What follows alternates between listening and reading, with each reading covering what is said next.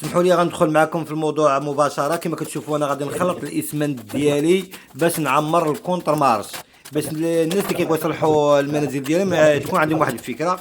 كما كتشوفوا هذا هو كونتر مارش، خلط لي الاسمنت. كتكون الاسمنت شويه فور باش كيشد هذاك الكونتر مارش، وعاد كنعمر الفورمه ديالي بهذه الطريقه هذه كما كتشوفوا اللي كنخدم بها.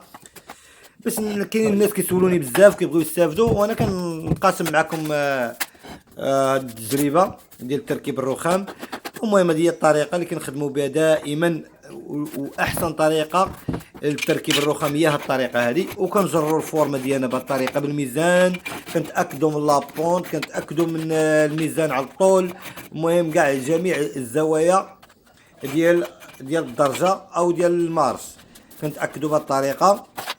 المهم تكون الفورمه مدكوكه باش ما تهبطش لك الدرج ملي تعفط عليها، ما يتغيرش الميزان ديالها. وكنديروا الاسمنت الابيض بهذه الطريقه هذه، وكنشبعوا الفورمه ديالنا ماء. ودابا ان شاء الله غادي نحطوا الدرجه ديالنا او المارش ديالنا. هذه هي الطريقه.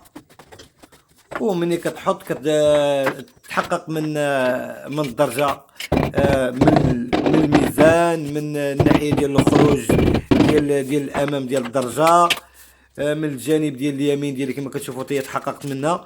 والكونتر مارش كنركبوا الخوت بالسونطوفير، ما كنديرش القبص. انا بالنسبه ليا معلم ما كنبغيش ندير القبص، كنبغي ندير خدمه تكون غاديه نقيه وزوينه. كما كتشوفوا كنتاكد من الركاب ديالي في الكونتر مارش، وهذه هي الخدمه اللي كنمشيو بها. كما كتشوفوا الناس بغا يسولوني على هذا اسم النوع ديال الرخام، هذا زايان. وخوت مازال غادي نشرح لكم، بقاو معايا.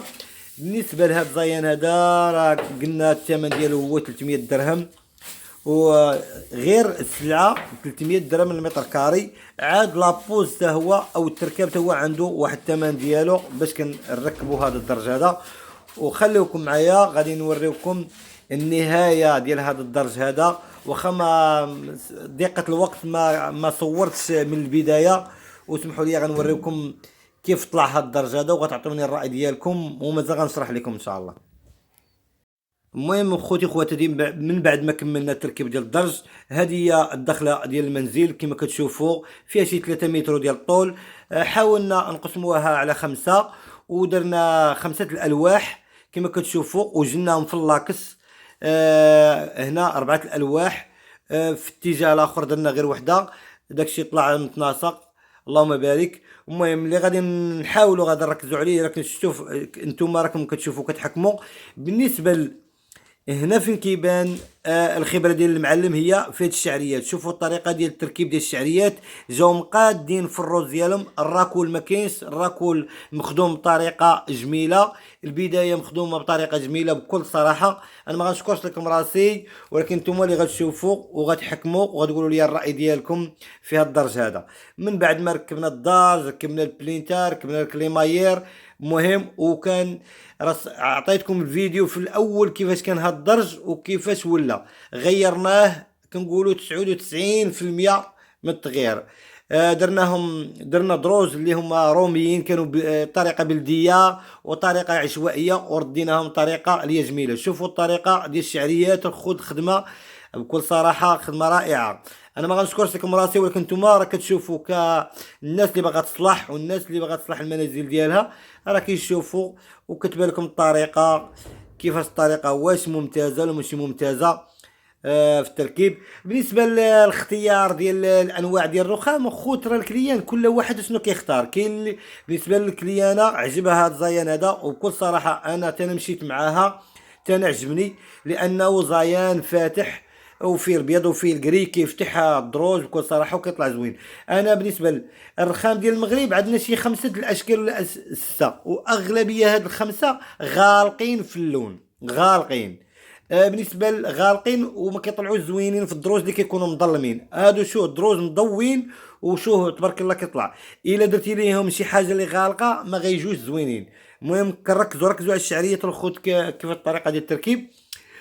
بالنسبه اللي درنا سيلفيا، انا سيلفيا بصراحه سيلفيا هي ناقصه في الجوده، ناقصه في الكاليتي، ولكن اللي ما عندوش الله يحسن العون يمكن يديرها، ماشي ما يديرهاش غير يحافظ عليها بالاناقه وداكشي.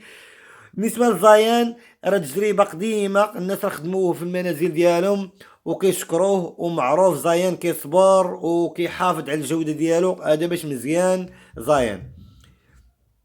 واللي بغى خوتي يتواصل معايا نخلي لكم الرقم ديالي للتواصل.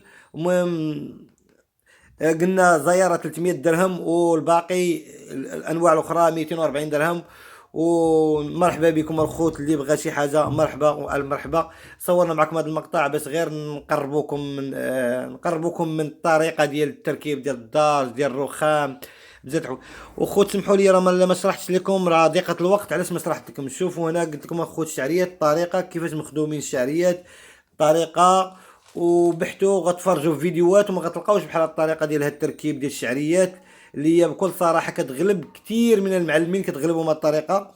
خاصك تكون محترف وتكون عندك دقه باش تصايبهم بهذيك الاحترافيه. وكنقول لكم السلام عليكم ورحمه الله وبركاته.